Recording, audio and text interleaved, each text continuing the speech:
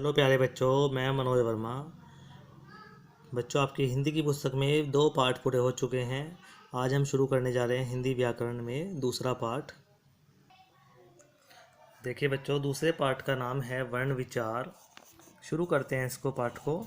बच्चों, भाषा में ध्वनि का मुख्य स्थान होता है, परंतु हमारे मुख से निकली हर ध्वनि भाषा नहीं होती। भाषा के अंतर्गत केवल सार्थक ध्वनियाँ ही होती हैं। भाषा का प्रयोग केवल मौखिक ही नहीं, लिखित रूप में भी होता है। अर्थात भाषा की वह सबसे छोटी मूल ध्वनि जिसके और टुकड़े न किए जा सकें वर्ण कहलाती है। तो प्यारे बच्चों, आपको क्या समझ में आया कि जो वर्ण होता है वो भाषा की सबसे छोटी इकाई होती है जिसके और टुकड़े नहीं किए जा सकते। अब आगे बढ़ते हैं वर्णमाला के बारे में। वर्णों के क्रमबद्ध समूह को, क्रमबद्ध का अर्थ होता है कि जिसमें क्रम से सारे सारे वर्ण लगे हुए हों, उसे वर्णमाला कहते हैं। प्रत्येक भाषा की अपनी वर्णमाला होती है, चाहे वो कोई सी भी भाषा हो, हिंदी, अंग्रेजी, उर्दू, जिसमें उस भाषा के वर्णों को एक निश्चित क्रम में रखा जाता है। अर्थात वर्णों का क्रमबद्ध समूह वर्णमाला कहलाता है। वर्णों के भेद। वर्ण के 2 भेद होते हैं। पहला भेद है स्वर और दूसरा भेद है व्यंजन। तो आइए बच्चों पढ़ते हैं स्वर के बारे में। स्वर। स्वरों का उच्चारण करते समय हमें किसी अन्य ध्वनि की सहायता नहीं लेनी पड़ती। इनका प्रयोग स्वतंत्र रूप से किया जाता है। हिंदी में इनकी संख्या 11 है। कौन कौन से 11 स्वर होते हैं देखिए, लिखे हुए हैं। ए, आ, ई, उ, री, ए, आई, ओ, आओ। स्वर के भेद। बच्चों, स्वर के 3 भेद होते हैं: ह्रस्व स्वर, दीर्घ स्वर और प्लुत स्वर। सबसे पहले हम ह्रस्व स्वर के बारे में पढ़ेंगे। जिन स्वरों के उच्चारण में सबसे कम समय लगता है उन्हें ह्रस्व स्वर कहते हैं। हिंदी भाषा में इनकी संख्या 4 है। देखिए, अगर हम जल्दी से बोलते हैं ए, ई, उ, री, तो इन्हें बोलने में बहुत ही कम समय लगता है, उच्चारण का मतलब बोलने में। दीर्घ स्वर। जिन स्वरों के उच्चारण में ह्रस्व स्वरों से लगभग दुगुना समय लगता है उन्हें दीर्घ स्वर कहते हैं। हिंदी भाषा में इनकी संख्या 7 है। कौन कौन से हैं ये दीर्घ स्वर? आ, ई, उ, ए, आई, ओ, आओ। इसमें आई जो है उस पर मात्रा नहीं लगा रखी है, यहाँ आप मात्रा लगा लें इस प्रकार। इसके आगे बढ़ते हैं। अगला है प्लुत स्वर। तीसरा भाग प्लुत स्वर है इसका। जिन स्वरों के उच्चारण में ह्रस्व स्वरों से 3 गुना समय लगता है उन्हें प्लुत स्वर कहते हैं। इन स्वरों का प्रयोग प्राय संस्कृत भाषा में अधिक देखने को मिलता है, जैसे ओम आदि। स्वरों की मात्राएं। स्वर जब व्यंजन के साथ मिलता है तो अपना रूप बदल लेता है। उसका बदला हुआ रूप ही मात्रा कहलाता है। ए स्वर को छोड़कर सभी स्वर की मात्राएं होती हैं, जो इस प्रकार हैं। देखिए प्यारे बच्चों, ए स्वर की कोई मात्रा नहीं होती। आ स्वर की मात्रा होती है। इस प्रकार एक डंडा लगता है वर्ण के दाईं ओर। छोटी ई की मात्रा होती है जो कि बाईं ओर लगाई जाती है और ऊपर से गोल होके लगती है। बड़ी ई की मात्रा में दाईं ओर एक डंडा होता है और ऊपर से गोल हो जाता है। छोटा ऊ में खड़ी पाई के नीचे गोल करके उसे बाईं तरफ घुमाया जाता है। बड़े ऊ में खड़ी पाई के नीचे गोल करके उसे दाईं तरफ घुमाया जाता है। री की मात्रा में अर्ध गोला बनाया जाता है, छोटा सा, खड़ी पाई के नीचे। उसके बाद ए की मात्रा में एक मात्रा लगती है ऊपर, शिरोरेखा के ऊपर। आई की मात्रा में शिरोरेखा के ऊपर 2 मात्राएं लगाई जाती हैं। शिरोरेखा बोलते हैं बच्चों इस लाइन को। उसके बाद ओ की मात्रा में एक डंडे के ऊपर एक मात्रा होती है जो कि वर्ण के दाईं ओर लगती है। इसी प्रकार औ से औरत वाली मात्रा जो होती है वो एक डंडे के ऊपर 2 मात्राएं लगाई जाती हैं वर्ण के दाईं ओर। तो मैं आशा करता हूँ आपको मात्राएं समझ में आ गई होंगी। उन मात्राओं से बने हुए शब्द भी यहाँ हैं।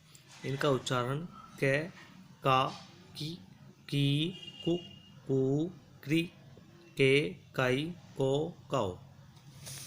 अब विशेष बात देख लेते हैं। ए की कोई मात्रा नहीं होती है, प्रत्येक व्यंजन में निहित होता है। जिस भी व्यंजन में कोई मात्रा लगी ना हो उसमें हम उसमें ए मानते हैं, ए उसमें लगा हुआ होता है। ए स्वर रहित व्यंजन दिखाने के लिए हलंत का प्रयोग किया जाता है। जो व्यंजन स्वर रहित होते हैं, जिनमें ए नहीं होता और कोई मात्रा नहीं होती, उनमें नीचे हलंत लगाकर दिखाया जाता है। री स्वर का उच्चारण री की तरह होता है, जैसे रे पे छोटी की मात्रा लगाई गई हो। री की मात्रा वर्णों के नीचे लगाई जाती है, जैसे ये मैं के नीचे लगाई है मृ आदि। रै में उ तथा ऊ की मात्राएं नीचे नहीं बल्कि रै के बीच में दाईं ओर लगाई जाती है। जैसे देखिए, रै में जब छोटा ऊ लगेगा तो किस प्रकार लगेगा, बस हल्का सा ऐसे गोल कर देते हैं। ये रुपया, रुख, रुख इस तरह के शब्दों में लगता है। और जब रै में बड़ा ऊ लगता है तो वो देखिए, वो उसमें पहले पूरा गोल कर जाते हैं और फिर नीचे घुमाया जाता है। ये बड़ा ऊ होता है। ये लगता है रूठना, रूप, रूपवान, रूपवती इस तरह के शब्दों में लगता है। अब आगे बढ़ते हैं व्यंजन। व्यंजनों का उच्चारण करते समय स्वरों की सहायता ली जाती है। इनका उच्चारण स्वरों के बिना नहीं किया जा सकता। हिंदी में 33 व्यंजन हैं, परंतु संयुक्त व्यंजन अक्षय, त्रय, ज्ञ और श्रय और अतिरिक्त व्यंजन डेढ़ है सहित 39 व्यंजन हैं। व्यंजन के भेद। आइए बच्चे जानते हैं व्यंजन के कितने भेद होते हैं। व्यंजन के मुख्यतः 3 भेद होते हैं। पहला है स्पर्श व्यंजन। यहाँ पर देखिए स्पर्श स्वर लिखा हुआ है, इसे हम स्वर की जगह यहाँ पर व्यंजन करेंगे, इसे काट देते हैं। दूसरा है अंतस्थ व्यंजन और तीसरा होता है ऊष्म व्यंजन। स्पर्श व्यंजन को पढ़ते हैं जिन व्यंजनों का उच्चारण करते समय जिह्वा यानी कि जीभ मुख के विभिन्न भागों जैसे कंठ, तालु, मूर्धा, दंत तथा ओष्ठ को स्पर्श करती है। बच्चों, कंठ का मतलब होता है गला। तालु का मतलब आपके अंदर, आपके मुंह के अंदर एक छोटी सी खाल ऊपर की तरफ लटकी हुई होती है, उसे तालु बोलते हैं। मूर्धा बोलते हैं जो ऊपर के जबड़े में जो खाल होती है उसे मूर्धा बोलते हैं, जिस पर जीभ बार बार स्पर्श करती है। उसके बाद दंत दांत को बोलते हैं, ओष्ठ होठ को बोलते हैं। तो जिन व्यंजनों का उच्चारण करते समय जिह्वा जीभ मुख के इन भागों को स्पर्श करती है, स्पर्श का मतलब टच करती है, छूती है, वे स्पर्श व्यंजन कहलाते हैं। स्पर्श व्यंजनों की कुल संख्या 25 होती है। इन्हें 5 वर्गों में बांटा गया है। आइए देखते हैं कौन कौन से में 5 वर्ग हैं। ये देखिए प्यारे बच्चों, 5 वर्ग हैं। कै वर्ग, चै वर्ग, टै वर्ग, तै वर्ग और पै वर्ग। कै वर्ग के 5 वर्ण हैं कै, ख, ग, घ और अंग्या खाली। चै वर्ग के 5 व्यंजन हैं चै, छ, जय, झ और अइयाँ खाली। टै वर्ग के 5 व्यंजन हैं टै, ठै, डै, ढै और अने खाली। तै वर्ग के 5 व्यंजन हैं तै, थे, दै, धै, नै और पै वर्ग के 5 व्यंजन हैं पै, फै, बै, भै, मै। अब प्यारे बच्चों, जो ये प्रत्येक वर्ग का जो अंतिम वर्ण होता है, ये सबसे बाद वाले होते हैं, जो इनको नासिक्य बोलते हैं। क्या बोलते हैं? नासिक्य। अब आगे बढ़ते हैं अंतस्थ व्यंजन के बारे में। जिन स्वरों का उच्चारण करते समय जिह्वा यानी कि जीभ मुख के विभिन्न भागों को पूरी तरह से स्पर्श न करे, उन्हें अंतस्थय कहते हैं, अंतस्थ व्यंजन कहते हैं। इनकी संख्या 4 है, य, रै, लै, वै। तो चारों हो गए हमारे अंतस्थ व्यंजन। इसके बाद पढ़ते हैं ऊष्म व्यंजन के बारे में। जिन व्यंजनों का उच्चारण करते समय वायु मुख से रगड़ खाती है और गर्म होकर बाहर निकलती है, वे ऊष्म व्यंजन कहलाते हैं। इनकी संख्या 4 है। कौन कौन से होते हैं ऊष्म व्यंजन? शय, से, से और है। अब आप देख लेते हैं रै के विभिन्न रूप। बच्चों, रै के 3 रूप होते हैं।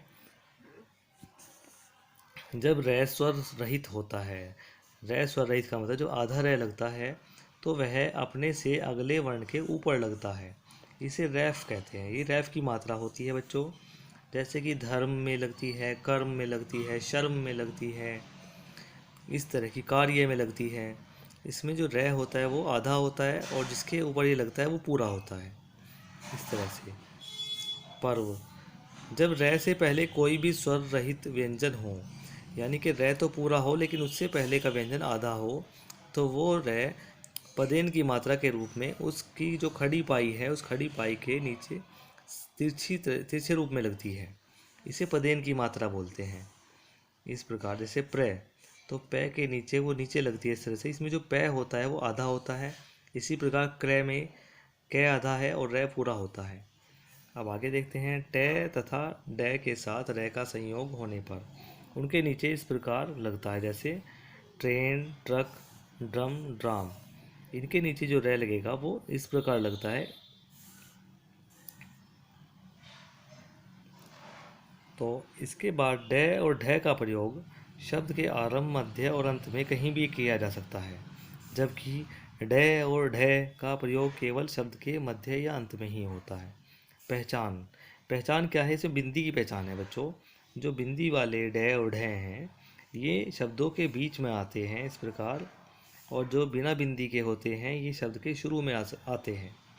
डलिया, डिब्बा, ढक्कन, ढलान, ढोलक, ढमढम, डोरी, इन शब्दों में जो डै और ढै आते हैं वो शुरू में आएंगे, उनके नीचे बिंदी नहीं लगानी है।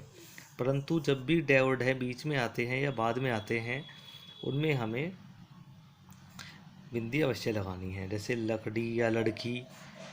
ठीक है, तो समझ में आ गया होगा आपको।